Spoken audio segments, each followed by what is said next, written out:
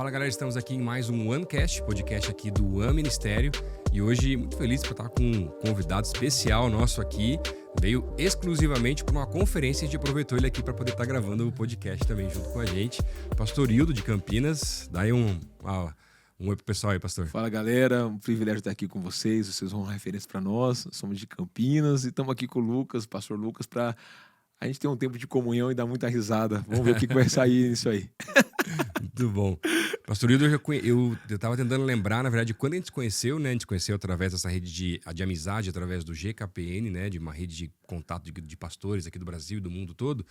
Mas não lembro se foi 2011, 12 ou 13, mas foi por aí, um desses anos, foi bem no início, pelo menos. Eu acho que foi na primeira mesa lá em São José dos Campos. Do Brasil? Do Brasil. Ah, então foi lá Foi mesmo. 2013. 13, então. 2013. Uhum. Eu lembro que eu cheguei lá, eu não sabia como que era, o Madalena tinha convidado, a nossa igreja estava participando. Aí eu lembro que eu cheguei no hotel, eu trabalhava ainda, eu era gerente de uma empresa. Aí eu parei o carro, tinha um senhor tirando a mala. Eu falei assim, nossa, que legal, um senhor de idade tirando a mala, assim, o Ministério do Madalena, terceira idade, é muito bom. Aí quando vai começar o evento, o Elias Dantas abrindo o evento, era o pastor Elias. Participando de uma mesa só de juventude. Só de juventude, ele pegando mala. Então, assim, foi um aprendizado muito bom. E ali a gente fez comunhão, e ali a gente é amigo até hoje, 10 anos de amizade. Verdade, que coisa boa. Verdade. E só história boa pra contar. Diz que depois de 10 anos de amizade, não tem mais jeito, tudo. Acabou. É o resto da vida. É liberdade dada, é igual livro emprestado, nunca mais volta. Acabou. Dá dinheiro, mas não dá liberdade. É verdade. Então, no final das contas, essa amizade aqui... Gente, o reino de Deus é feito de amigos, então isso que é muito legal, né? Mas então, no final das contas, a culpa de tudo isso é do Madalena. Exatamente. Madalena, Santo Madalena. Obrigado, viu, Madalena, por essa rede de relacionamento que você nos proporcionou. Ah, bom. Mas, pastor Hildo, conta um pouquinho pra gente, né? A gente tem, aqui no podcast, a gente tem conversado muito com os convidados, mais do que o projeto ou que vocês têm vivido hoje em dia, né? Ministerialmente, para poder a galera ser inspirada por essas histórias, eu creio que a vida de uma pessoa ela inspira ainda mais, na verdade, do que simplesmente uma função que eu posso exercer hoje em dia. Porque o chamado de alguém ele não tem a ver simplesmente com aquilo que eu faço hoje. Deus pode estar direcionando para outros momentos, como aconteceu várias vezes na tua vida, né? A gente vai falar um pouquinho sobre isso. Mas conta pra gente um pouquinho como é que foi tua conversão, de onde você veio. Vamos voltar lá nos primórdios aí. Vamos também, lá. Né? Eu nunca imaginei que eu seria um cristão na vida. Eu, com 14 anos de idade, desde pequeno, eu queria jogar bola. Uhum. Então, com 7 anos de idade, eu já aspirava a jogar bola e os clubes da cidade, assim, clubes de bairro, me chamavam para jogar. Minha mãe não... E você já era de Campinas? Sempre nasci em Campinas, criado lá. Minha mãe é do interior de São Paulo, mas nós de Campinas. E aí minha mãe não era uma inspiração da minha mãe. Minha mãe trabalhou numa indústria durante 25 anos. O sonho de toda mãe era que o filho dela se tornasse engenheiro, que trabalhasse na Mercedes e tivesse essa vida. E eu fui inspirando jogar futebol, nunca pedi, as coisas foram acontecendo. Com 10 anos para 11, eu entrei na Ponte Preta. E minha mãe falou assim, não quero que você jogue e tal. Eu falei, mãe, eu quero. Meu pai foi embora de casa, eu tinha 7 anos de idade. Então, minha mãe criou 3 homens. E com 11 para 14, minha mãe teve que fazer uma faculdade. Então, a nossa escola foi à rua. Então, minha mãe saía cedo e voltava à noite. Por necessidade. Né? Então, eu não entendia muito bem. Então, ela tinha uma opção. Ou eu dou carinho, ou eu ponho comida na mesa. É óbvio que hoje, entendendo que ela fez o melhor para nós. Sim, mas naquela idade não tinha essa maturidade de entender, né? Você queria a mãe perto, né? Exato. E aí, numa fase, você tá descobrindo a vida. Você tá num bairro... Eu morava numa periferia. Então, eu fui descobrindo tudo prematuramente. Com 12 anos, eu bebia. Com 12 anos, eu experimentei maconha. Com 12 anos eu saía pra balada, escondido. Fui pra praia escondido com 12 anos de idade. Você imagina tudo prematuro. Então, meus amigos mais velhos, então eu tive uma vida dos 12 aos 19, uma vida muito conturbada, de muita bagunça. E meu apelido na ponte chegou ao ponto de ser Hildo Cachaça. Olha que situação. E meus amigos falavam, vai pra uma reunião do Atlético de Cristo. Eu falei, cara, você tem que ir pra balada também, tem que beber também. Então foi uma vida de muita intensidade. Minha mãe falava assim, você quer só viver hoje. E aí nesse episódio eu não estudava, eu não levava a escola a sério, então eu passava empurrado. Aí minha mãe um dia falou, você é uma vergonha pra nós. Você vê o que você vai fazer, você quer estudar, não quer estudar, e assim vai. E o futebol sempre mantendo. Então não condizia jogar futebol, beber. Eu chegava, tinha dia que eu transpirava e exalava cheiro ruim de bebidas. Então não era bom. Só que aí um dia eu falei, cara, eu preciso encontrar uma solução. Eu falei, eu vou achar uma namorada, eu acho que aí eu vou me aquietar. Conversa fiada. Não vai dar certo. Só que o pai dela, o amigo dele, começou uma igreja e nós começamos a ir nessa igreja no domingo. Cara, parecia que o pastor sabia da minha vida. Isso com essa namorada? Isso. E aí, com 19 anos de idade, eu fui uma vez, fui duas, eu chorava demais, mas eu chorava demais. E aí, paralelamente, tinha a reunião dos atletas de Cristo que o Silas, lá da igreja do Nazareno Central de Campinas, ele fazia. E ele jogou no São Paulo, então era bem conhecido na cidade. Aí eu fui um dia num culto, numa segunda-feira, no Nazareno. Eu estava em 2001. Quando chegou em 2001, eu fui nesse culto. Cara, eu entrei, eu nunca mais saí. Isso com 19 anos? Com 19 para 20. E ali foram 1 ano e meio, eu só chorava. Uhum. Eu não entendia. Então eu não sabia o que era. E aquilo parecia que o pastor sabia a minha vida. Então ali começou a minha conversão. E assim, foi muito forte porque eu ia sozinho, ninguém me levava, eu não conhecia ninguém na igreja, naquela multidão, eu só olhava e fixava no pastor. Aí tocava uma música, Pise nas águas sem temer, coloque a sua fé em ação. Aí eu chorava. Aí eu falei assim, cara, eu fui falar com o pastor falou, você precisa se batizar. Aí eu entreguei para a classe de batismo. Então a minha conversão, ela foi nesse processo. E nesse processo, eu vou falar só isso aqui, porque lá na frente eu vou falar dele. Tinha um amigo, ele chamava Tigrão. E ele é meu amigo até hoje. E aí ele ia na porta da igreja e falava, você tá indo pra igreja, mas você precisa ir pra balada também. Então acabava o culto, domingo, ele me pegava na porta da igreja. Por 3 vezes, eu saí com ele, falei, vou falar de Jesus pra ele. Mas quando eu vi, eu tava fazendo as mesmas coisas que eu fazia junto com ele. Aí na 4ª vez eu fugi pelo fundo da igreja, eu fui reencontrar ele no nascimento da minha filha há 5 anos atrás. E aí depois eu vou contar, eu deixo esse aqui guardado. Guarda para depois. Guarda para depois. Sem spoiler. Mas, então essa foi a minha conversão. E foi muito marcante, porque logo em 2001 eu jogava na Ponte e a gente passou por uma fase muito difícil, que a gente ficou quase 12 meses atrasado. E já jogando profissional. Então eu mudei, aquele cara que era um alcoólatra virou um modelo a ser seguido, só que não tinha credibilidade. Então eu tinha Tava num período provatório ali, né? Exato. E aí nessa fase tão difícil, aí a gente tinha um grupo de oração. Cara, a gente viu sinais, prodígios, coisas assim indizíveis. E eu lembro que a Ana Paula Valadão foi no aniversário da Quadrangular na Estância Árvore da Vida. E nós fomos, eu nem sabia quem que era aquilo. Cara, ali marcou uma vez. Ali eu fui batizado com 2001, de outubro de 2001, eu fui batizado com o Espírito Santo. Uma coisa assim que marcou minha vida. Eu antes e depois. Então, depois daquele dia, a minha vida nunca mais foi a mesma. Então, vai fazer 22 anos que eu me converti. Mas, assim, de verdade, né? De verdade. Então, eu nunca imaginei que eu pisaria numa igreja. Nunca imaginei que eu seria um cristão. Porque eu sou o primeiro cristão na minha família. Hoje toda a minha família está na igreja. Depois eu vou contar disso. Mas essa foi a primeira experiência com Deus, assim, foi radical. Foi um processo difícil, porque aí você vê, minha mãe emprestava o carro para eu sair, mas quando ia para passar na igreja, ela não deixava. Primeiro ano novo, 2000 e 2002, eu passei na igreja. Aí tinha o cu da virada. Eu falei, mãe, eu vou com o carro. Ela falou, não, você não vai com o carro, não. Eu falei, mas como assim, velho? Ela falou, não, você não vai. Eu falei, tá bom. Eu fui de ônibus. E aí acabou o culto, eu não conhecia ninguém. Aí eu falei, vou embora. Aí tinha um último ônibus, eu peguei um ônibus meia-noite, Madrugueira lá, né? Madrugueira. Aí o cara olhou e falou, cara, você tá feliz? Você pegou o primeiro ônibus de 2002. Uau! Uau! Que coisa maravilhosa. Eu bravo com a minha mãe, porque ela não deixou, eu cheguei em casa, comi, mas foi o melhor ano novo da minha vida. Assim, foi o primeiro, assim, aquele que marcou, assim, que era eu e Deus. Eu tinha uma multidão de pessoas, mas meus olhos fixados em Deus. Assim, então foi um marco. Nossa, que especial. Mas aí nesse processo também, você teve todo esse processo de conversão e tá na mesma igreja ali. E depois, além de estar crescendo, amadurecendo na fé, essa parte mais de chamado, desse entendimento teu, que você teve um processo entre jogador, depois trabalhar também em outras empresas, até se tornar pastor também. Exato. Né? E aí nesse processo, eu fui emprestado para jogar no América de Rio Preto. E aí eu cheguei lá, eu tinha um grupo de cristão. E eu fui, assim, foi a primeira prova que eu passei. Eu cheguei no clube para resolver um problema do clube, na primeira semana eu torci o pé. Aí eu não estreiei. Aí na segunda semana eu voltei a treinar, eu estourei a coxa. Fiquei 60 dias sem treinar. Aí o cara já começou a olhar desconfiado. Primeira prova. Aí a segunda, eu voltei a treinar, vou estrear. Quebrei o 5º metatarso. Uma atrás da outra. E pisar em campo que é bom nada, né? Nada. Aí, assim, aquilo que era um problema aquilo que era uma solução virou um problema porque maior o cara ainda tinha que pagar o meu salário e eu mal. Eu lembro de estar alegre, aí um cara do clube falou assim pra mim, cara, se eu estivesse no seu lugar, eu batia a cabeça. Eu falei, mas o que vai adiantar eu bater a cabeça? Vou passar mais tempo. Se eu vou passar mais tempo. Eu tenho Jesus, eu tenho tudo. Uhum. E ali eu descobri um relacionamento que não existia pra mim. Então era um relacionamento sem malícia. Então os casais dava carona um pro outro, a amizade santa. Então ali eu descobri que existia algo a mais. Eu falei, cara, existe algo diferente mesmo, né? Exato. Eu falei, por que ninguém me ensinou isso? Uhum. E dali eu começou uma missão de vida, que é o quê? Eu vou falar pra galera, depois de mim, que existe algo. Porque ninguém falou pra mim. Aí eu pegava o esboço do culto de domingo, quando eu voltava pra casa, eu tinha o esboço que eram os grupos pequenos da igreja.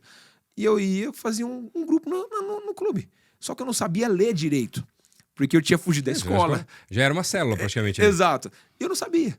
Eu começava a ler e lia tudo pra dentro, tímido, né? Com vergonha.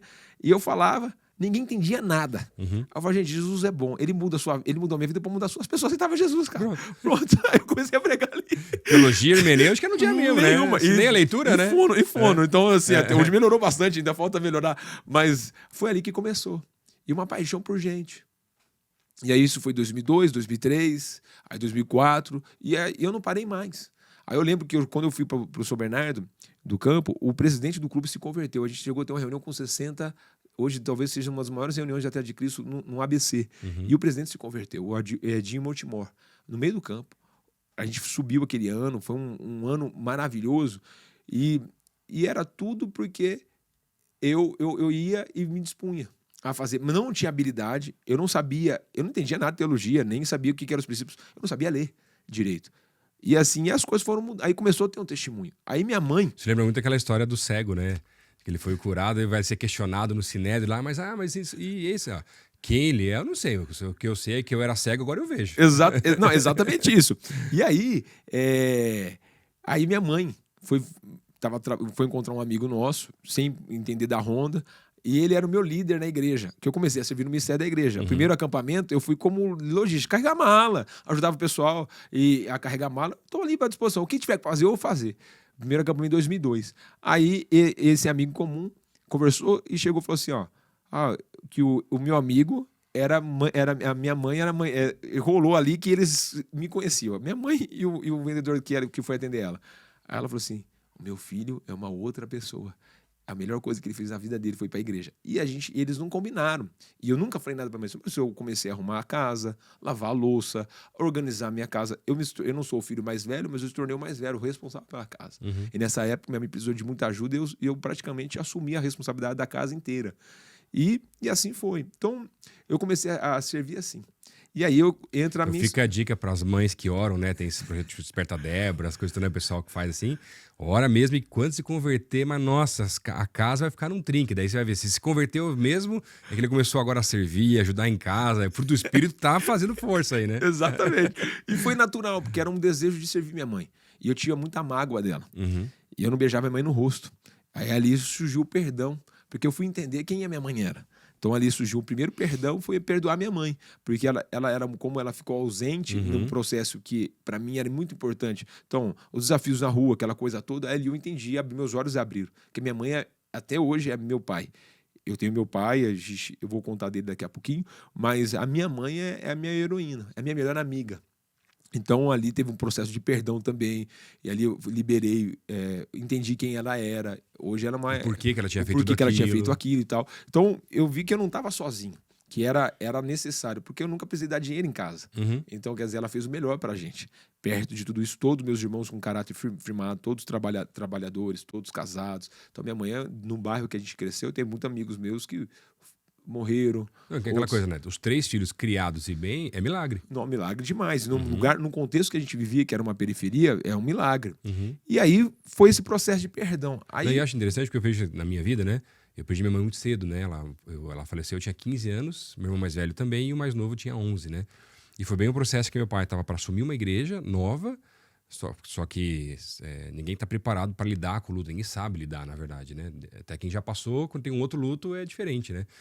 E aí os 4 anos, antes da minha mãe falecer, meu pai fez seminário. Então ele ficou 4 anos que trabalhava o dia inteiro, tinha empresa, e de noite ia pro seminário. Então a gente quase não via durante a semana, né? Uhum. Minha mãe faleceu, ele se enfiou no trabalho.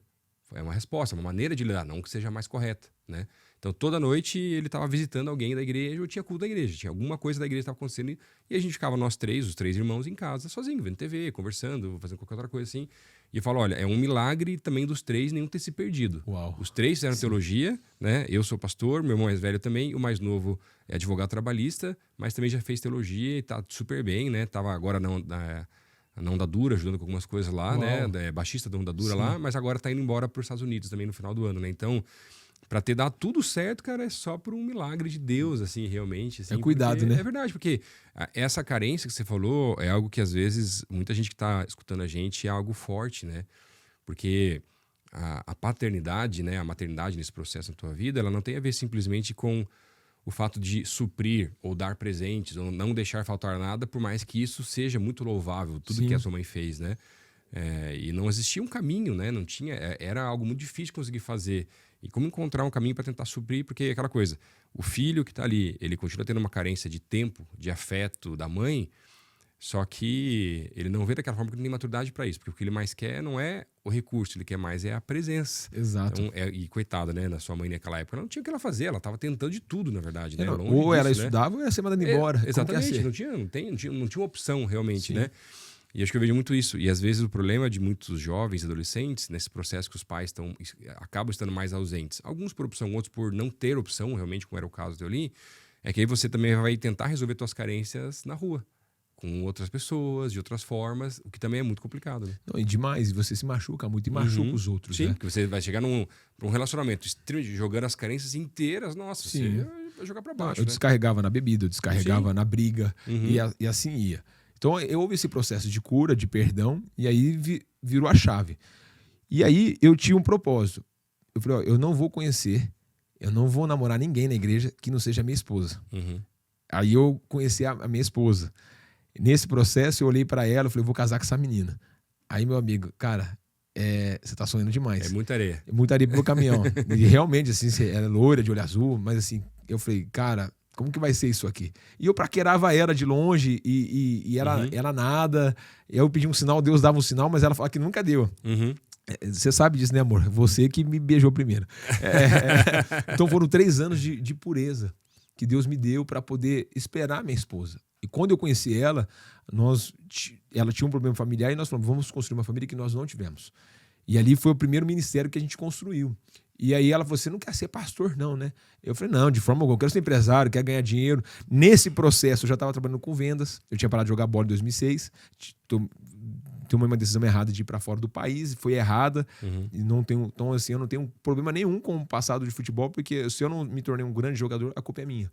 Não foi ninguém que me prejudicou. As minhas escolhas, eu colhi as consequências erradas do que eu fiz, por ter bebido e aquela coisa toda.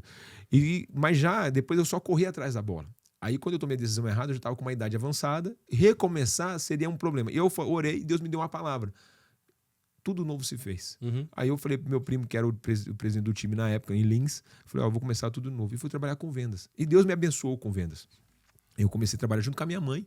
A gente trabalhou com vendas. Minha mãe já tinha se aposentado e ela começou um outro trabalho com representação. E Deus me abençoou muito, que eu me tornei gerente dessa empresa. Cheguei a abrir uns 5 escritórios. Tinha 70 funcionários comigo.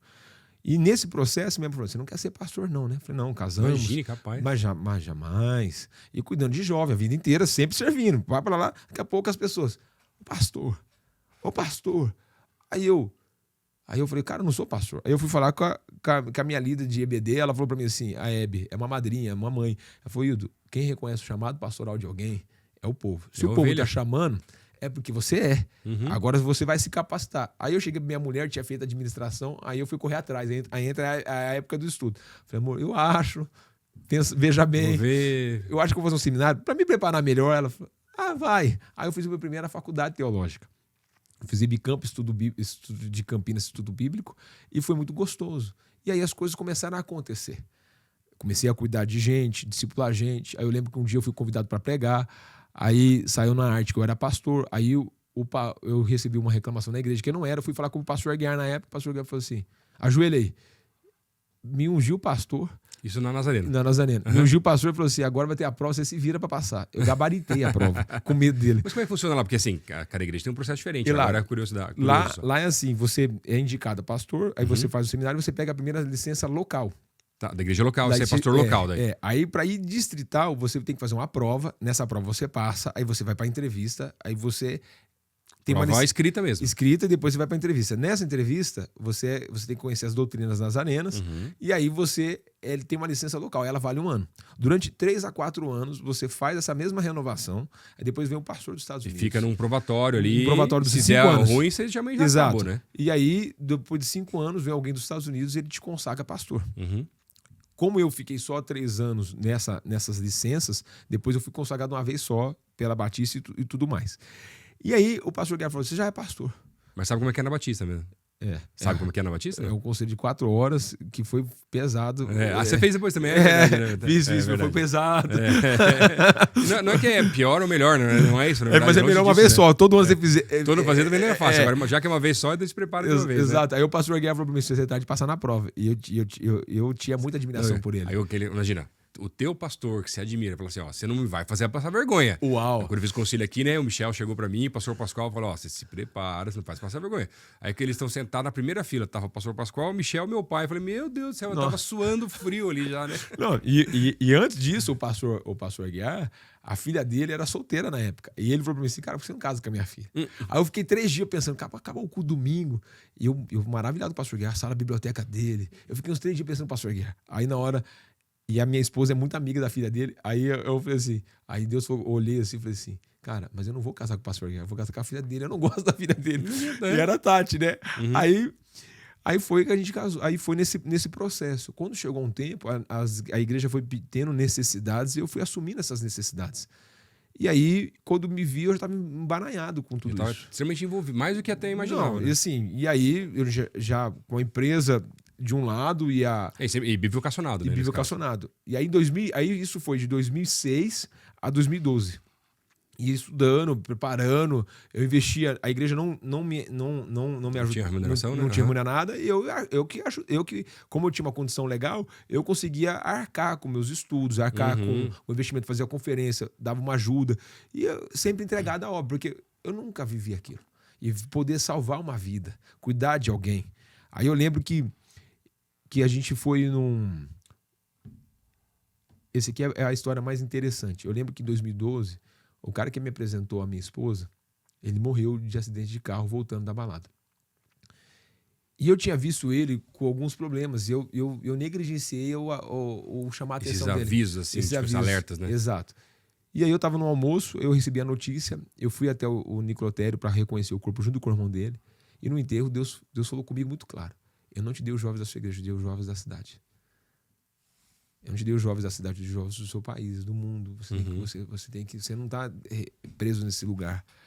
Não é 4 paredes, né? Exato. E a gente começou a ir para a porta da balada. Foi o primeiro ministério, essa primeira atitude assim, que foi relevante. E aí a gente foi para a porta da balada, uma balada conhecida em Campinas. Aí eu tô na porta, o que eu vou fazer? Chamamos 15 pessoas para ir. Dessas 15, 13 disse que Deus não podia, inventaram desculpa. Foi um amigo meu, sempre tem um escudeiro, né? Sempre. Aí esse meu amigo escudeiro, a gente falou, como fazer? Cara? Aí de repente veio 15 meninas, stop. Vocês são as princesas do Senhor. Imagina a cabeça delas, falou, que cantada furada e tal. E nada conversa é essa? Exato. Aí oramos, falou, Deus abençoe, que ninguém toque você de uma forma errada, que vocês vão e voltem em segurança. As meninas começaram a chorar. Aí daqui a pouco, mãe, eu sou filho de pastor. Eu falei, Deus, seu pai orou e mandou eu vim aqui. Aí veio o dono da balada, que é o meu amigo até hoje, e um casal de amigos. Aí a menina veio e falou assim pra mim assim, a sua esposa sabe que você tá aqui? Aí eu olhei assim, o seu pastor sabe que você tá aqui? E aí a gente começou a brincar e dar risada. Aí o dono da balada, você não quer entrar? Eu falei, não, meu lugar é aqui na porta. Mas eu vou te falar agora pra você, isso aqui vai fechar. Deus vai te prosperar na área de restaurante, mas isso aqui vai fechar. Ele olhou e riu. Cara, passou 2 meses. A gente chegou a sair com 160 jovens para a porta da balada. Ele se converteu, nós batizamos ele. Começamos um grupo na casa dele. Acho que umas 80, 90 pessoas se converteu dentro da casa dele. Nossa. Ele convidava as pessoas. Hoje ele é um dos meus braços direitos no ministério. E assim, Deus começou a fazer algo. Coisas que eu nunca imaginei. Aí saí para pregar, aquelas coisas todas. E aí foi essa questão. Aí eu fiz um seminário, fiz 2, eu fiz o 3º. E aí Deus foi me promovendo a entrar em lugares que eu jamais imaginaria que estaria e pregando. Aí em 2016, 2017, 2013, 2014 eu pedi demissão do meu trabalho. Deus falou comigo e eu saí de um salário alto para ganhar R$1.000 por mês. Tudo que eu tinha de estrutura, Deus mandou entregar. E aí a gente foi viver a dependência de Deus. Ao ponto de chegar um momento no ministério, há uns 5 anos atrás, eu não tinha R$27 para comprar um frango. Mas era Deus tratando as nossas motivações para viver o que a gente está vivendo hoje, a dependência de Deus. E assim, era muito difícil. Nesse processo, a gente perdeu um bebê. A minha esposa demorou 10 anos para engravidar. Aí ela sentia mal o dia que ela perdeu o bebê. Eu lembro que ela contou, tô grávida. Eu falei, nossa. Aí ela falou, não conta pra ninguém. Eu liguei pro meu amigo. Falei, cara, tá grávida, quero gritar pro mundo todo, porque já era muito tempo esperando. E aí eu lembro que a gente sentou no colo. Aí ela perdeu o bebê, deu 3 dias, ela perdeu o bebê. Aí ela falou, a única coisa que eu quero, você largou tudo pra servir a Deus. E a única coisa que eu quero é ser mãe, e Deus não permite a gente ser mãe. Eu falei, quem dá o fôlego de vida é Deus. Se Deus não permitiu, é porque Ele não quis. Mas olha que interessante, faz quanto tempo que a gente tem? Nem um alarme falso a gente tem. A gente é saudável. Então a gente vai orar para agradecer a Deus. De tanta história, gente que teve tantos abortos já, né? Exato. Coisa toda, assim, que é muito pesado, né? Muito. E aí a gente orou para agradecer a Deus. Cara, foi a oração mais difícil que eu fiz. Porque a mãe é mãe quando já descobre que tá grávida. Ali foi a primeira experiência assim, de entrega. E foi muito forte, porque tinha uma bola na boca, assim, e a gente fazendo obra. Eu sempre me dediquei muito aos outros. E aí ela assim, amor, mas como que é isso? Eu falei, pô, Deus vai fazer. Aí eu lembro que eu fui pregar lá em João Pessoa. Nesse mesmo ano, depois de 3 meses, a gente começou a tentar de novo. Uma profeta veio e falou pra mim assim, pare de orar. A sua mulher já tá grávida. Aí eu falei, eu contei aqui pra igreja orar por mim. Aí eu sabe, né? Sabe. Aí eu fui em outro lugar. Aí a mulher, deixa de orar. Sua mulher tá grávida. Eu falei, meu amor, 2, faz um teste. Tava grávida. A Lara nasceu.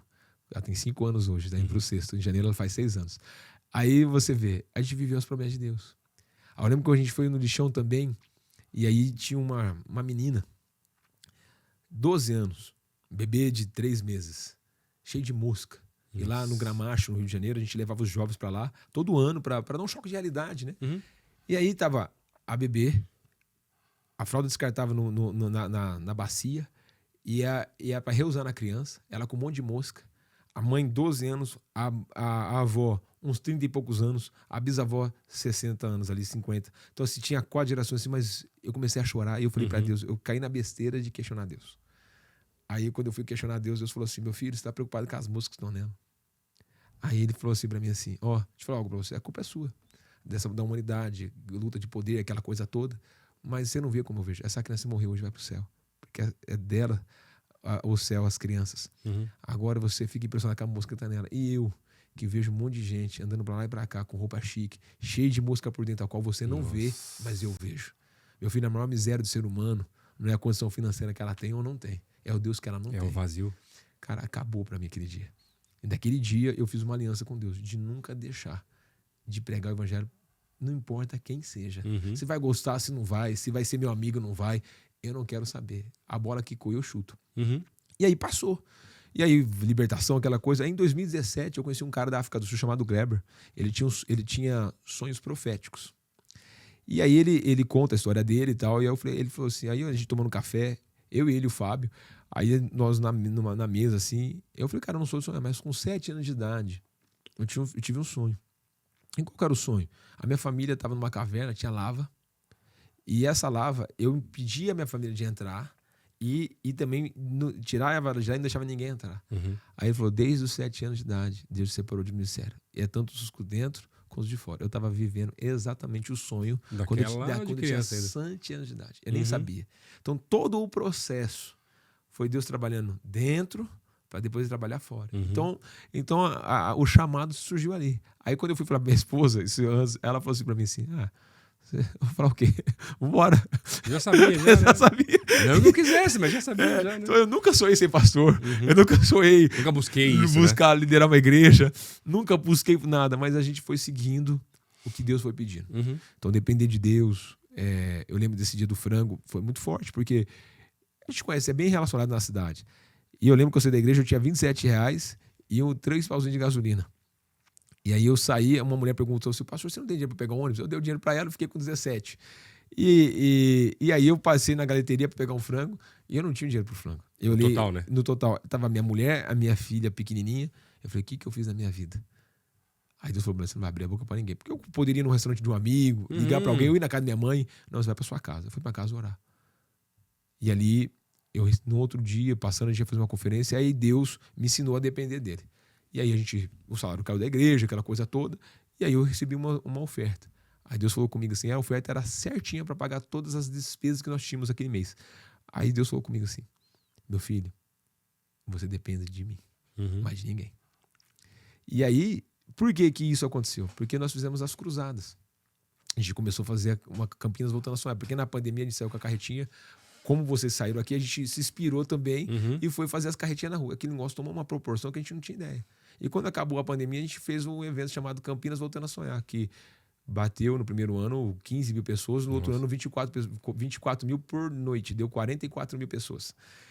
E a gente não tinha dinheiro nenhum. A gente tinha uma palavra. A gente gastou R$500 mil sem ter nada. E meu carro, ele foi de oferta, aí alguém arrematou, eu peguei ele de volta. Meu carro foi de oferta, ele voltou de volta. Então, era Deus preparando todo esse chamado. Então, foi essa história do nosso chamado com Deus. Assim, e aí as coisas foram acontecendo. Mas eu acho interessante porque, às vezes, gente que está tentando entender o chamado de Deus para a vida, né? E não é só com relação ao ministério tempo integral, nem ser bivocacionado, porque, para mim, todos são chamados integralmente. Sim. Não tem esse negócio de bivocacionado, né? A questão é se você recebe de um lugar, ou de dois, ou de três. É nesse processo. Mas Deus me ensinou muito desde cedo, na verdade, não só por ser filho de pastor, né, e tudo mais, sobre dependência. Porque às vezes a gente, depois de um tempo no ministério, se você para de olhar para Jesus, você começa a achar que você começa a ser alguém. Mas tem que lembrar que você nunca é ninguém. Que tudo é dele, ele vai prover, ele vai manter, ele vai fazer. Se ele abrir a porta, beleza, ele pode fechar e não tem conversa. Sim. Tanto que, como a gente acaba, às vezes, se esquecendo e o nosso ego, às vezes, vai se aflorando, porque você fica ouvindo demais os elogios da multidão, né, os convites, aquela coisa toda. Cara, alguns anos atrás, eu aprendi isso com o Roberto Botrel. Foi muito marcante pra minha vida. Uma conferência que ele veio aqui falar com a gente, acho que foi até num gym que teve aqui, que ele tinha um cheque dele, né, coisa de velho, né, cheque, mas tudo bem, para representar, né. E aí eu fiz, na sala que eu uso aqui na igreja, né, eu sou um cara que gosta muito de memoriais, né, não porque, gosto de guardar coisa, mas é porque a minha memória, ela é muito falha, a gente acaba esquecendo de muita coisa que Deus fez e tal, e eu preciso olhar para essas coisas para lembrar dos compromissos que eu tenho com Deus na minha vida. E aí eu fiz um cheque, naquele ano lá, 2016, e coloquei, tudo que eu tenho é de Deus. Coloquei numa moldura e coloquei lá na parede da sala que eu uso aqui na igreja, para sempre lembrar que, cara, não tem nada meu. Se ele pedir, eu tenho que dar. É assim, é assado e tal. Tanto que agora na conferência de carnaval nossa aqui, teve um negócio bem diferente que aconteceu. E um casal aqui da igreja, que estava chegando na igreja não fazia muito tempo, eles estavam bem apertados financeiramente, fizeram inscrição, estavam na conferência, vieram e falaram assim, mas não tinham R$10 para parar o carro num dos estacionamentos conveniados aqui da região da igreja, né? Falaram, vamos deixar na rua, tá tudo certo. E vieram pro culto. Voltaram lá para pegar o carro depois, tinham roubado o carro deles. Uau. E aí, cara, não tinha dinheiro para trabalhar, não tinha um monte de coisa. No outro dia, eles não vieram para a conferência porque não tinha dinheiro para pegar o ônibus, na verdade, né? Se não tinha que pagar o estacionamento, quanto menos para outras coisas. Estavam bem apertados financeiramente.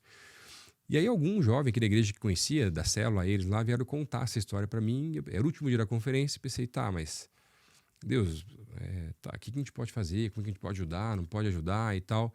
Porque assim, então vamos fazer uma oferta aqui da igreja, no culto aqui, o culto cheio aqui de jovens e tal. Tudo bem que jovem não tem dinheiro, mas juntar todo mundo dá para, né, levantar um recurso legal.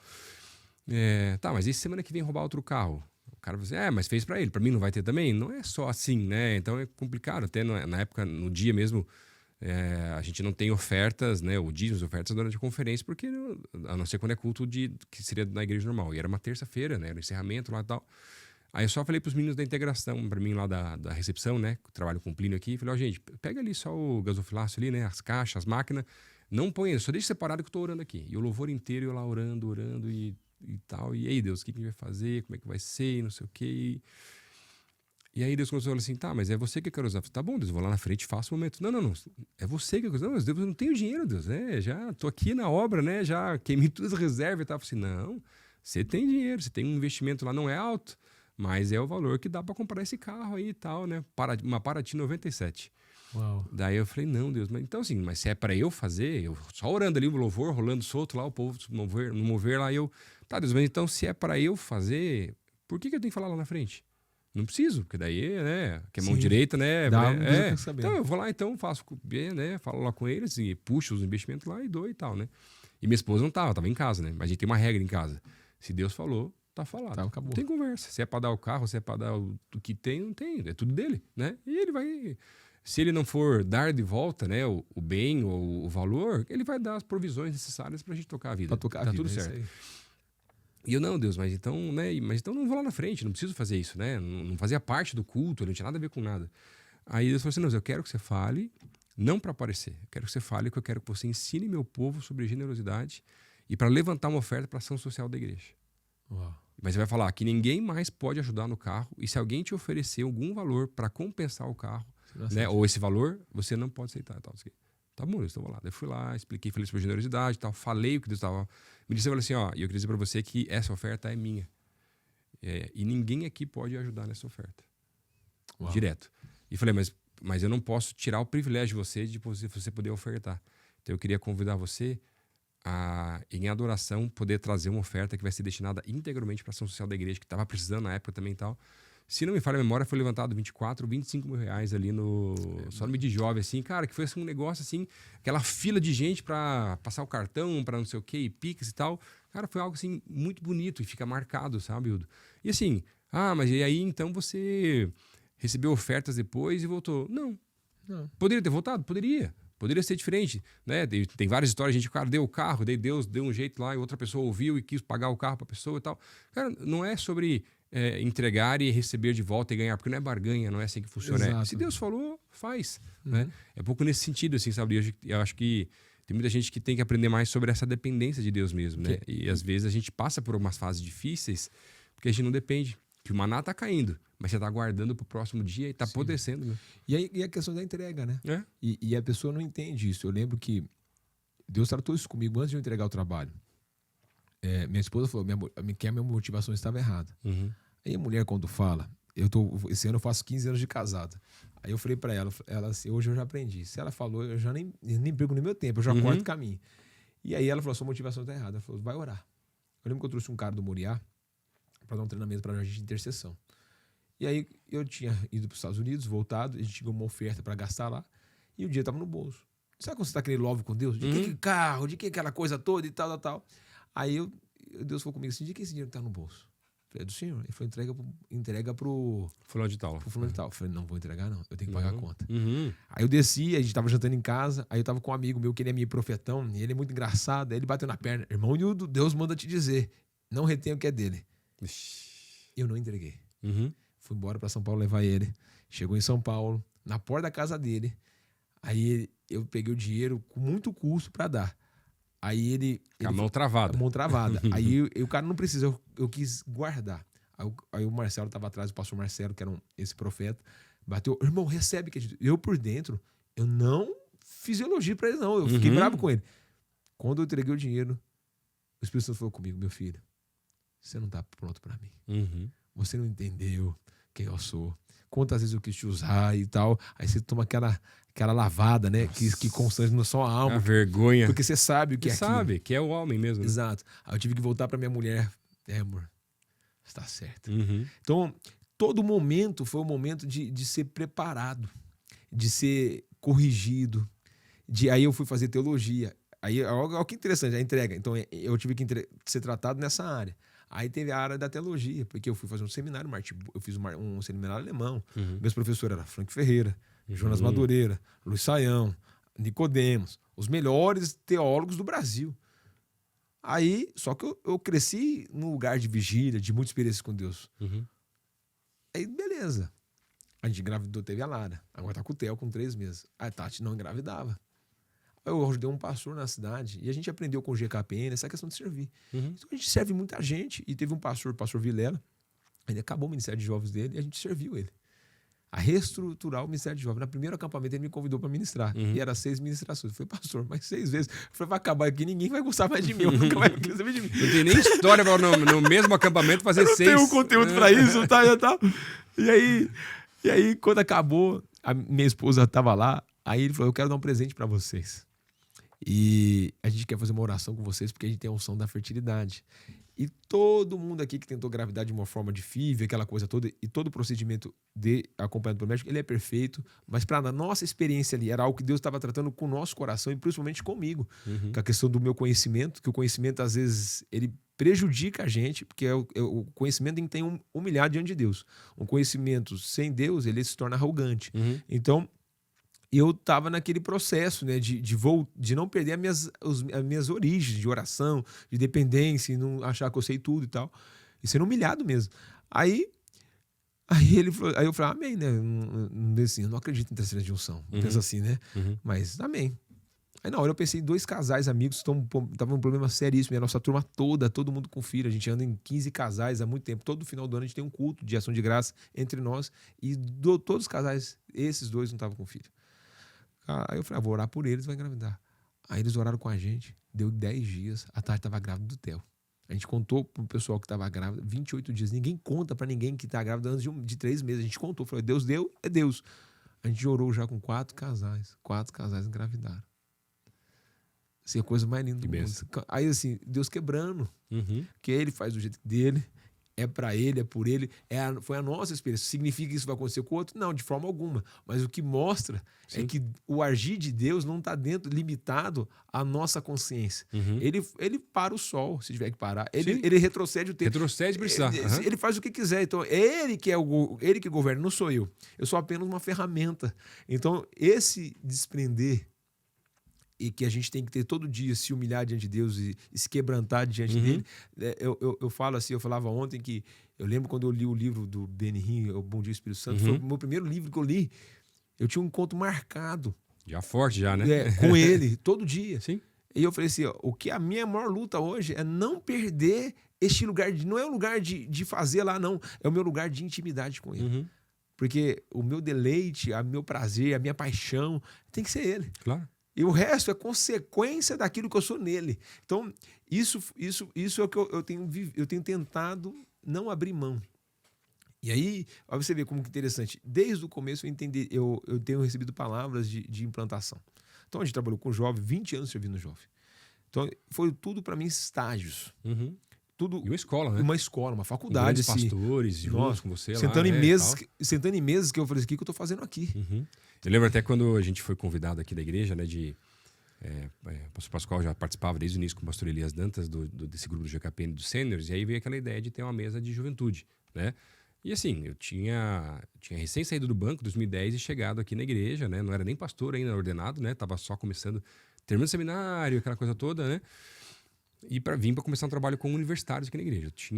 Eu recebi 2 células de presente para começar um trabalho. Então assim, ou seja, tá tudo meio que nos planos, surgindo ainda, né? Então, assim, já tinha um tempinho, né? Em 2012, que a gente foi a primeira reunião que foi na Malásia, né?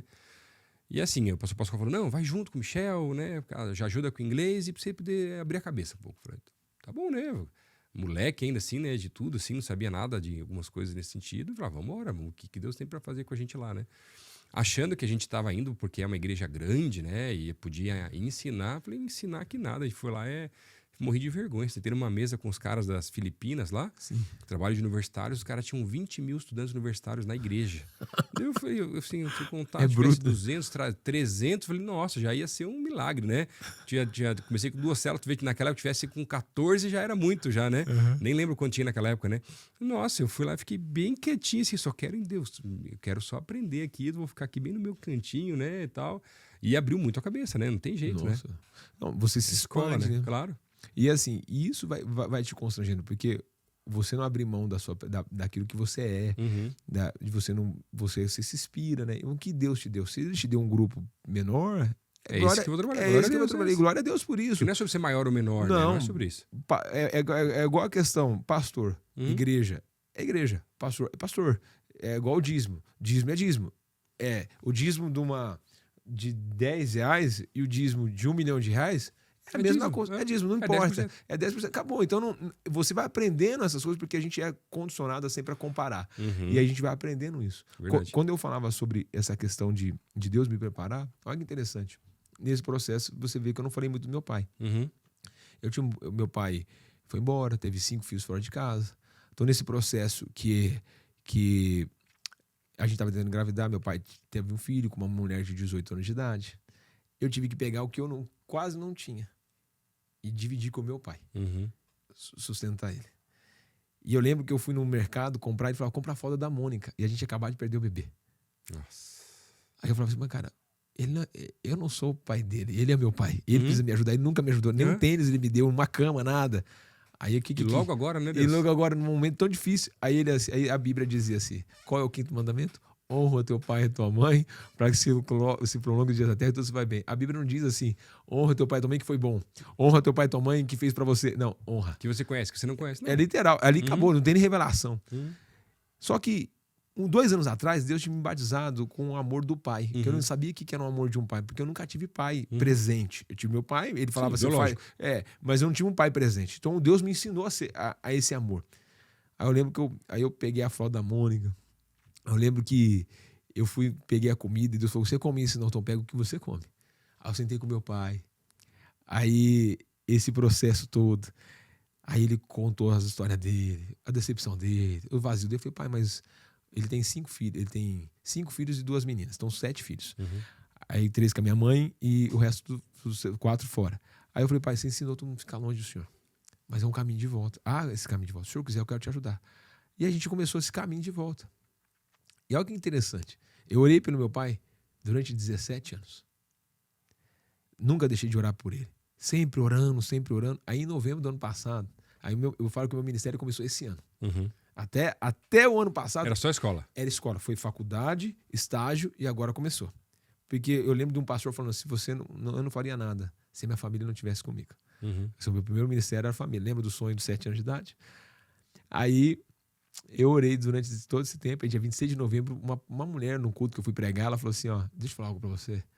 Deus vai te dar um presente dia 26 de fevereiro. O que você pensa em presente? Algo, ou vestir, ou ganhar, aquela coisa toda, nossa mente viaja, né? Aí eu fui pregar em Maringá. A minha família de Maringá, tem alguns primos que moram lá, eles são da primeira igreja batista, onde o pastor Yuri tá lá.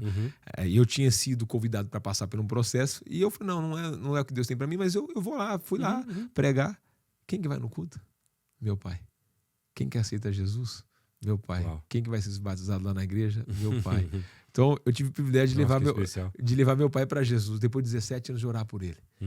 Aí, o dia que o meu filho nasceu, dia 20 de julho, meu irmão mais novo tinha ido pro Moriá, e aí ele tinha muito problema com o pai, não se relacionava, perdoou meu pai e ensinou meu pai a orar. Aí meu pai, no dia que meu filho nasceu, ele foi na maternidade, não pôde entrar porque ele estava com o Rafa, que é o meu irmão mais novo. Aí não podia entrar. Aí ele foi embora. Aí meu irmão me ligou, ô Hildo, o papai quer orar com você. Mas como você é pastor, ele tem vergonha. Eu falei, não, então peraí. Eu liguei pra ele, pai, peraí, vamos tomar um café, eu vou te buscar. Aí eu saí da maternidade e fui buscar ele. Aí ele veio orar.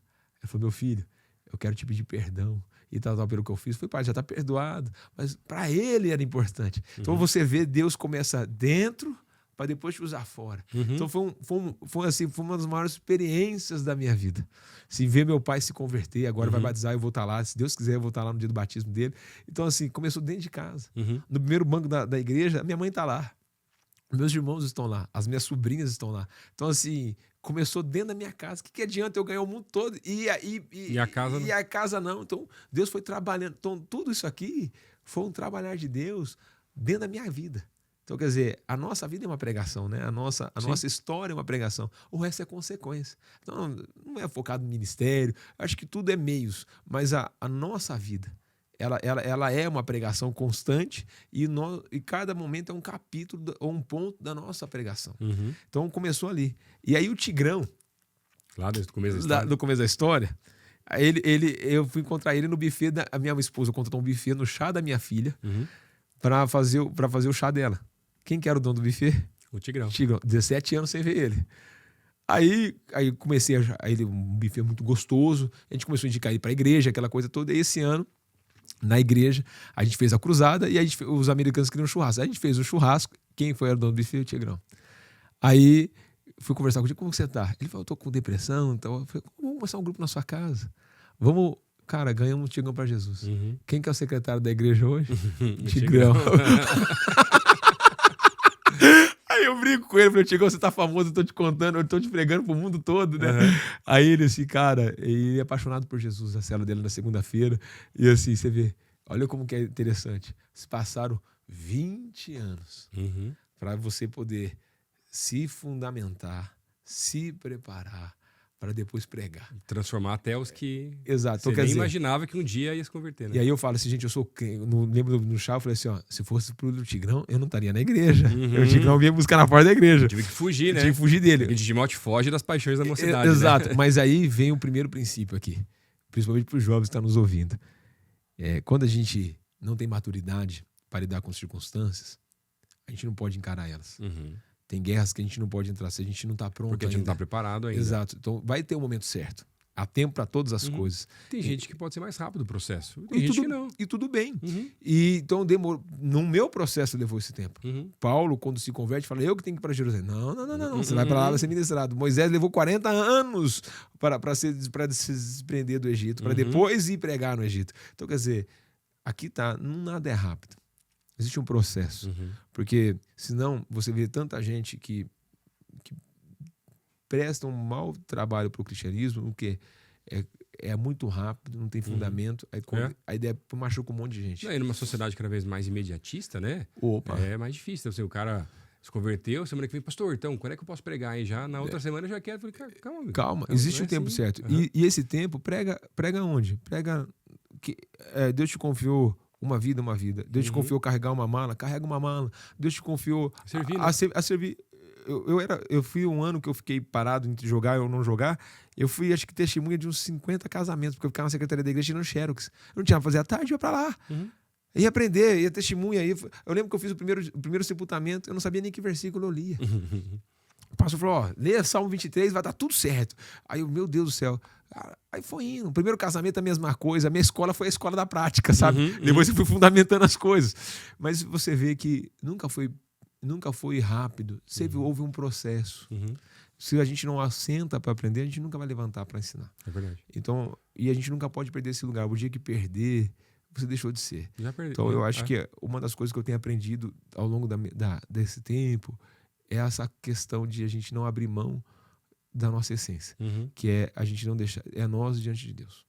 Eu acho que é o segredo assim que eu tenho aprendido, né? É o mais difícil, porque o ativismo, o produzir, o ser aceito, a rede social, quantos seguidores você tem, aquela coisa toda, ela é importante, mas não pode ser em detrimento a um sacrifício da presença. A gente falava isso ontem à noite. Sim. Então, é isso que eu tenho tentado. Eu acho que é um desafio. Né? E eu acho que daqui 20 anos a gente vai poder olhar para trás, a nossa amizade já só vai aprofundar mais, a gente olhar para trás e falar, a gente guardou a fé. A gente combateu o bom combate, guardou a fé. Eu acho que esse é o maior desafio para nós, que é jovem. Eu me sinto jovem, eu tenho 41 anos. Mas, cara, hoje eu já corri de manhã. E muita lenha para... E lenha para queimar. Eu sou jovem, eu gosto de estar no meio da galera. Mas hoje eu vejo o quão foi importante os nãos que eu levei, as disciplinas que eu tomei, as pessoas falando não, ou me podando. Tudo isso foi construção para um caráter. Porque Deus não quer alguém que tem habilidade, Deus quer um caráter. E acho que isso é interessante. Então, tudo isso aí é essa experiência. Então, aí eu olho para minha esposa, né, e ela brinca, né? Ela fala assim, ela fala assim, meu amor, e agora? Ela falou pro nosso pastor, a gente começou uma igreja, né? Sim. Ela falou assim, antes eu falava que ele não estava preparado, hoje eu falei, já passou da hora. Passou do ponto. Passou do ponto. Ou seja, você vê como que Deus, ele não tem pressa e ao mesmo tempo flui o rio natural. Você não precisa arrumar a porta, você não precisa forçar uma situação. Eu falo muito, né, que na verdade, assim, a gente fala assim, mas tá demorando o tempo de Deus, aquela coisa toda, ou tá muito rápido, né? Gente, Deus não precisa de mais tempo. Ele é o Senhor do tempo. Quem precisa de mais tempo é a gente, para se preparar melhor, baixar a poeira, para deixar a brabeza de lado, às vezes que tá irado com alguma coisa. E aí não é que Deus está demorando, ele está nos dando o tempo que nós precisamos para encontrar os caminhos nele e a gente conseguir resolver as situações da melhor maneira possível. Exato. Também, né? Aí você vê, quem que me conhece mais além da minha mãe e meu pai? Eles não são cristãos, eles não eram. Aí agora, quem que tá lá no primeiro banco? Minha mãe tá todo domingo no primeiro banco. O meu pai, que mora no Paraná, mora aqui no Paraná, lá perto de Maringá, tá lá. Então, assim, quem me conhece mais intimamente, quem viu a transformação, dentro da minha própria casa, meus irmãos. Então, meus irmãos todos na igreja. E aí você olha assim, então, o primeiro ministério, ele começa dentro da sua casa. Então, o jovem que tá aí na igreja, a sua casa. Honra teu pai e tua mãe, para que se prolongue e tudo se vá bem. Não tem como você crescer sem honrar os seus pais. Não, e assim, por exemplo, né, aqui na igreja tem muita primeira geração de cristãos na família, muitos jovens adolescentes, né? Cara, primeiro, coloca em ordem a tua vida com Deus. É devocional, é oração, é constância, é diário. Isso vai transformar completamente a tua vida. E aí os frutos do Espírito, realmente, cara, o que você pode fazer para transformar? Porque, mas pastor, eu tô pregando para minha mãe não quer se converter, não quer saber de Bíblia. E aqui acontece muito, como você falou no começo lá, que daí, se ele quer ir pra balada, a mãe deixa, mas pra igreja não quer. Tinha casos aqui que a mãe deixava o cara vir uma vez por mês na igreja. Não podia vir toda semana, né? E tinha, enfim, um monte de situações assim parecidas, né? Falei, cara, você quer transformar de vez? Quer mostrar que você tá diferente? Começa a assumir responsabilidade. Isso quer dizer que você tá mais maduro de verdade. O que você pode fazer na tua casa? Você pode assumir uma conta, você pode arrumar tua cama, você pode começar a lavar a louça, começar a ajudar tua mãe, teu pai. Cara, eles vão gostar assim, meu Deus, esse menino aí bateu com a cabeça em algum lugar, não é possível, né? E essas são transformações que Jesus vai fazendo na vida da gente, porque, cara, um chamado é para servir. O grande privilégio que a gente tem, Hildo, não é pregar, é servir as pessoas. Exato. E quanto mais poder servir da nossa casa. Agora imagina, o cara que tá pregando pro irmão dele. Aquele negócio, irmão, a competição, aquela brigada toda, o cara começa a querer arrumar a cama do irmão. Eu falei, meu Deus, o que tá acontecendo? O que você quer? O que é? Você aprontou, você errou, você pegou um negócio meu, estragou. Essa é a ideia, né? E choca, né? Porque Claro eu lembro, choca. minha mãe, a gente tinha uma tarefa em casa, sempre. De terça, quarta e quinta, um lavava e o outro passava pano em casa e varrer. Aí depois eu alternava. Uma semana um era 3 vezes e o outro era 2. Aí na outra semana o outro era 3, assim sempre. Que hora que a gente ia arrumar a casa? 4h30. A hora que minha mãe tava pra chegar, passar em casa, a gente corria e tal. Cara, quando mudou isso aqui, eu fazia de segunda, se eu tava em casa porque eu morava fora jogando, eu fazia todo dia. Agora, olha como que passa. A gente tá com um filho pequeno. Você me deu uma baita de uma dica na madrugada pra interceder, aquela coisa toda, até dormir a noite inteira, não perder tempo. Aí domingo, retrasado. Então eu virei um hábito pra mim limpar a casa, passar pano. É um hábito, eu gosto. Aí, era domingo à tarde, eu cheguei do culto.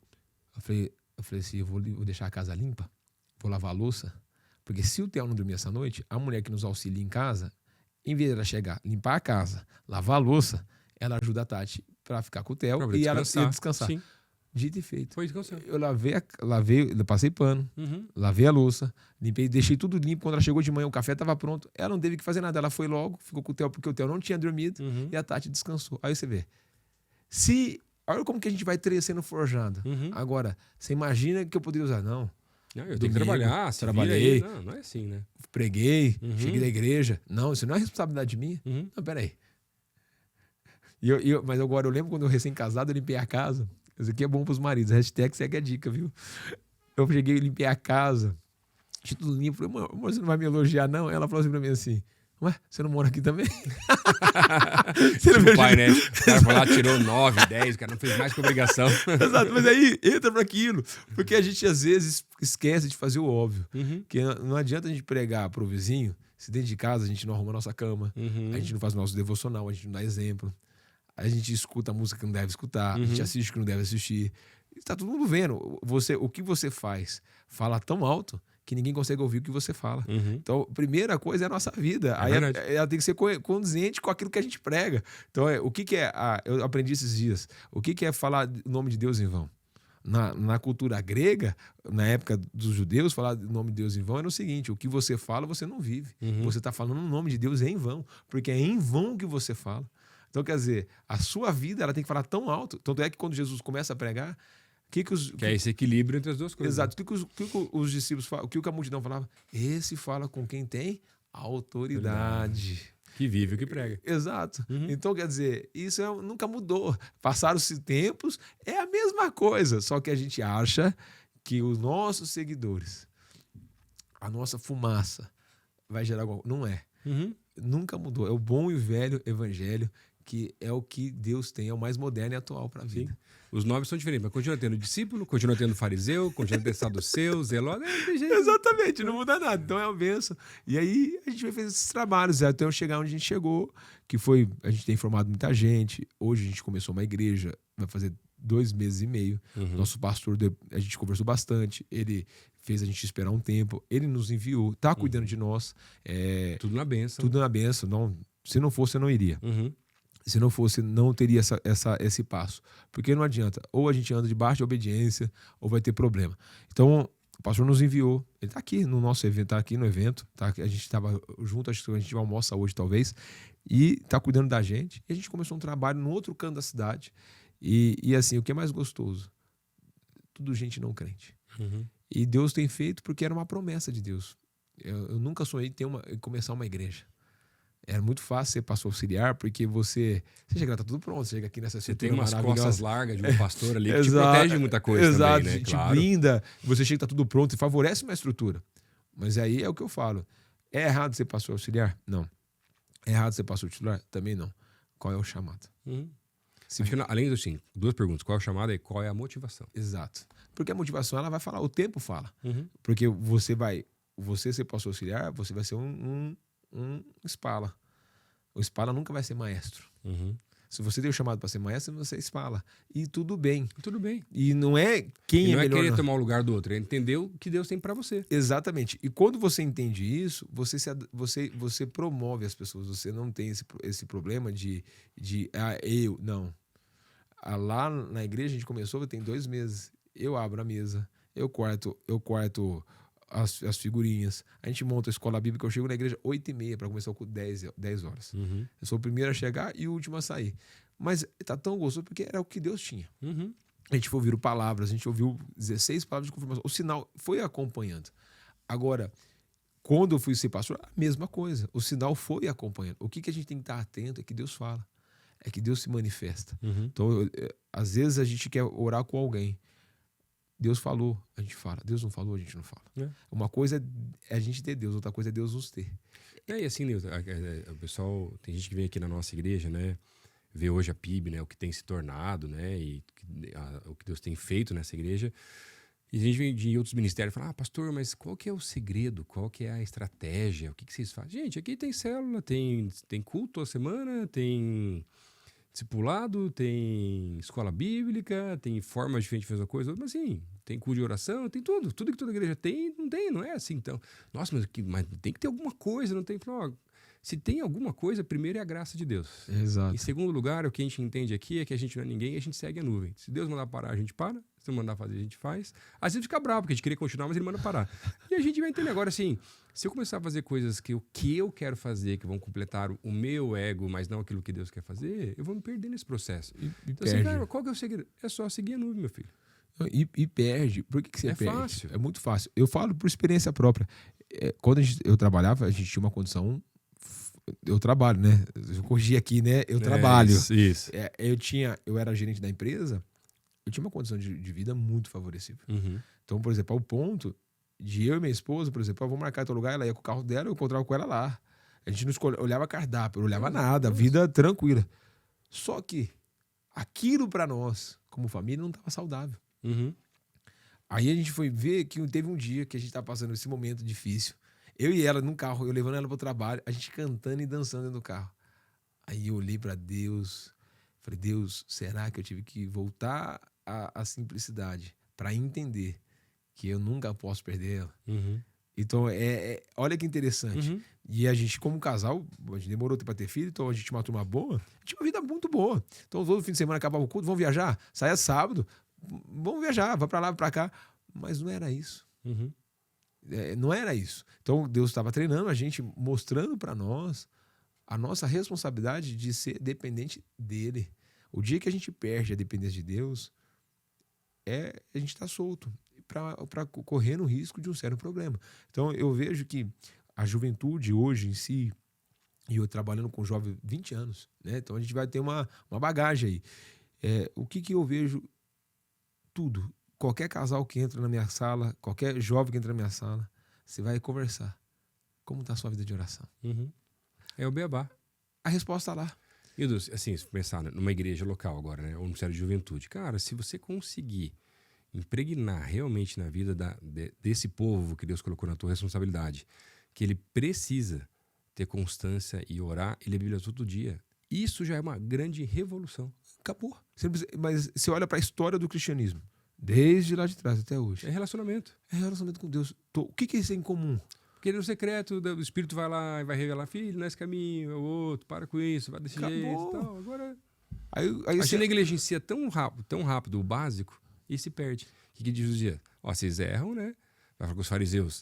O problema é que vocês conhecem a Escritura, mas não vivem o poder de Deus. Que é como se fosse uma moeda de duas faces. Só que não é uma coisa ou outra, são as duas coisas. E a gente erra muito isso porque a gente não conhece a Bíblia.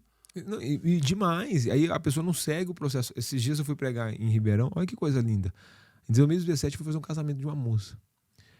Aí ela fazia 20 anos que ela não falava com o pai. E eu tinha passado o meu processo. Uhum. Aí eu falei pra ela, não, você não vai casar sem falar com seu pai, não. Você vai levar seu pai pro casamento. Não vou, pastor. Eu falei, então eu não caso. Ela foi e pediu perdão pro pai. Começou a conversar com o pai, aquela coisa do jeito dela. Aí no dia do casamento, ó, eu vou entrar com a minha mãe. Eu falei, não vai. Quem vai entrar é seu pai. Sabe o que significa um casamento? Expliquei pra ela, tudo certinho. Aí ela ligou o pai dela. Aí o pai dela respondeu pra ela assim, falou assim, filha, eu tô recebendo um presente que eu não mereço. Eu quero te pedir perdão porque não tem um dia dos meus 20 anos que eu não me arrependo do que eu fiz. Nossa. No dia do casamento, o pai não pôde ir, que teve uma enfermidade. Uhum. Ele vendeu uma propriedade. Quitou o casamento dela, deu de presente pra ela. Nossa. Aí 2017, vai fazer 5 anos que eu não havia. Eu fui pregar em Ribeirão, tô chegando em Ribeirão, liguei pra ela. Falei, ó, eu tô chegando em Ribeirão, vou pregar na comunidade do pastor Danilo e tal. Vai lá, saudade de vocês, quero saber como você tá, como o seu marido tá e tal, tudo mais. Aí ela mandou uma foto, pastor, você não sabe o que Deus tá fazendo. Toda a família dela reunida. A irmã dela, que não queria saber do pai, sentada do lado, que não sabia de casamento, casada, com filho, todo mundo restaurado. Aí ela falou, pastor, eu não tenho palavras, porque o senhor me ensinou a honrar os princípios bíblicos. Ou seja, você está debaixo do guarda-chuva da palavra de Deus, você conta com a promessa. Você pode reivindicar a oração intercessória. Senhor, eu honro meu pai e minha mãe. A tua palavra diz que tudo irá bem e eu serei bem sucedido. Deus, eu estou fazendo isso porque Deus é o mandamento. E agora, Senhor, me ajuda. Por que isso não está acontecendo? 1 Coríntios capítulo 13, o amor. Amor é um mandamento, não é um sentimento. Eu tenho que amar. Então, como que eu posso dizer que eu amo a Deus e eu não amo o meu próximo? Não existe essa... Porque quem que é o próximo? É a imagem de Deus. Sim. Então, quem que é a imagem de Deus? Todo ser humano. Aí tem aquele filme, Nós Somos Todos Iguais. Você assistiu? Não, ainda não. O que ele fala? O que é o evangelismo? É um mendigo contando para outro mendigo onde tomou banho. E ele era um mendigo que ele foi encontrado. Ele falou, não foi eu que encontrei eles, foi Deus que me encontrou.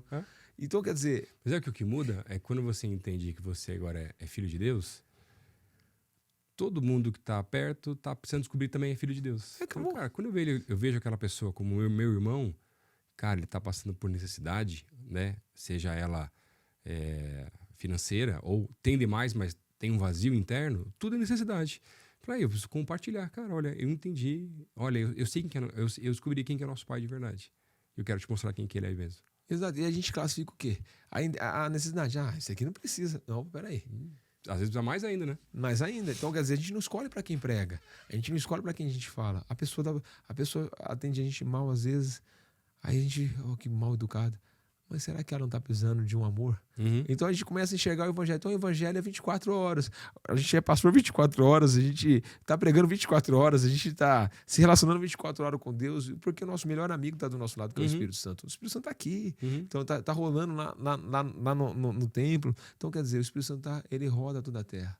E é onde está a glória de Deus, aonde ele está. Sim. Então que a gente possa, eu vejo isso que eu tô romântico, né? Eu tô leve, eu falei assim, Deus, eu quero viver esse love contigo, não quero perder isso. Pra quê? Porque é isso que Deus quer da gente. E aí, naturalmente, o copo que transborda, molha os outros. E qual é a marca que a gente vai deixar? Semana retrasada eu fiz um sepultamento de um menino de 25 anos de idade. Ele tomou um remédio, perdeu o fígado, aí na hora do transplante ele veio a falecer. Tinha muitos jovens, tinha mais de 500 jovens. Aí eu falei assim, ele não era cristão, aí ele pediu perdão no hospital. Aí eu no sepultamento falei, gente, amor, perdão, relacionamento é tudo em vida. ele não vai ouvir mais o quanto você amava ele. Uhum. Ele não vai ouvir mais o quanto você flores ele não tá vendo. Nada. Aí eu falei, não tá na hora da gente fazer valer a pena cada detalhe. Olha como que ele era querido. Olha o tanto de gente que tem aqui. Uhum. Eu falei assim, como que a gente... Cara, começou um pedir perdão pro outro. Aquela coisa, porque a gente vai perdendo tanto tempo com situações que não é para perder. E aí, o evangelho, ele traz essa resposta. Gente, a gente não tem que ficar destilando ódio. A gente destila amor. Se todo mundo, dentro do seu raio de atuação, falasse do amor de Jesus, ensinasse os princípios básicos para uma pessoa, a gente ia ter mudanças radicais. Com certeza. E é revolucionário. Só que a gente acha que o revolucionário é uma outra coisa. É a histeria, é a gritaria. Não. É um grande evento. Não. Isso passa, é gostoso, é bom, mas acaba. Ele dura 4 horas, ele acaba. Você vai num aniversário, ele acaba. Um casamento acaba, ali a festa. Depois vai pro dia a dia. Aí naquele esse dia a dia você tem que fazer todo dia uma festa. Então, essa é a essência. Então, o meu desejo é que eu consiga, a minha missão de vida, né? É que eu consiga transmitir isso para as pessoas, e a comunidade que Deus nos confiou é também a mesma coisa, ela não é minha. Tanto é que nos documentos que a gente fez, a igreja tem o direito de, a cada 2 anos, reavaliar e tomar as decisões dela. Mas foi você que implantou? Amém. Não é minha igreja. Não é minha, é do Senhor. Nunca foi. Exatamente. Se eu não for bom para ela, ela tem o direito, ela tem o dever de segurar aquilo que a Bíblia diz. A igreja é do Senhor e sempre será. Então, se eu não estou conduzente com o Senhor, eu tenho que pegar meu chapéu e tomar meu banquinho e dar linha. Pega o banquinho, isso aí. Linha na pipa. É isso aí, é verdade. Então essa é a bênção. Então, assim, essa é a nossa história. Então, mas eu fico assim, eu olho para trás, eu falo como eu mesmo não escolhi. Eu nunca imaginaria que eu estaria numa plataforma falando de Jesus. E aí eu lembro que nesse presente também, dia 26, eu falei, meu pai ganhou para Jesus. Dia 4 de março, eu lembro, eu estava aqui qual foi a data da posse do Michel?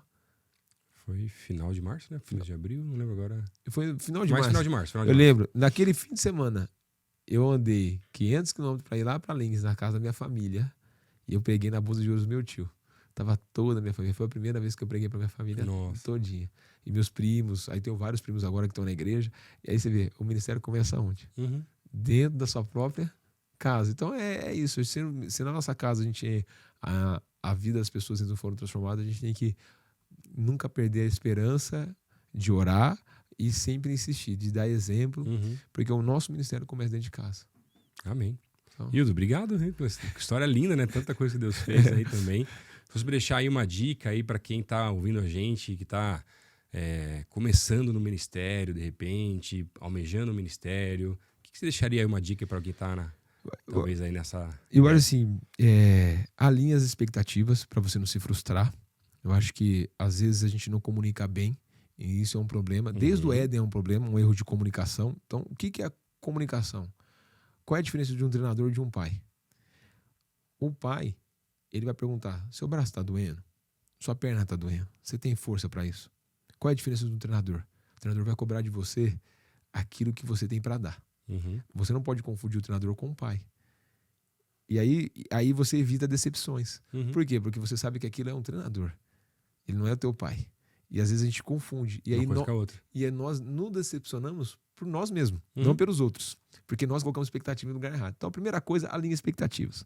A segunda coisa, se você vai começar um ministério, se prepara. O estudo, ele faz parte, ele precisa, mas sempre um estudo não isolado. Um lugar onde o seu pastor te determinou, sempre supervisionado, sempre prestando conta. Por quê? Porque existe um momento que a gente anda de mão dada, existe um momento que o pai solta a mão para a gente dar uma caminhada, depois ele segura a mão, existe um momento que o pai envia, mas a gente não pode quebrar os momentos. Quem quebra processo vai ser quebrado. Então, se você está começando o seu chamado ministerial, acho que são as 3 dicas básicas. Se eu tivesse aprendido isso, lá atrás, muitas feridas que eu tive no ministério, por decisões, por romantismo, seriam evitadas e alguns pesos errados eu não teria cometido. Mas eu acho que Deus me permitiu passar isso por causa disso. Se Deus não falou com você, eu tenho que ser 100% integral. Não. Se você consegue tocar as duas coisas, glória a Deus. Agora, se Deus te chamou, converse, alinhe, não entra por conta própria. A gente tem a época que a gente está andando debaixo da nuvem, tem hora que a nuvem, você está em cima da nuvem e é Deus te conduzindo. Agora, se você tenta agir da sua forma, o machucado é grande e muitas pessoas se decepcionam. Por quê? Porque não entenderam quem é e o que Deus pediu para fazer. A culpa não é de ninguém. Ninguém pode impedir o que Deus tem. E as pessoas dizem, eu não vou mais para a igreja. Não. Se você ama Deus, você vai seguir aquilo que Deus te mandou fazer. Então, essas são as dicas. E aquela conversa, o seminário desvia pessoas. Não, você chegou desviado. O seminário só aprovou que a sua motivação está errada.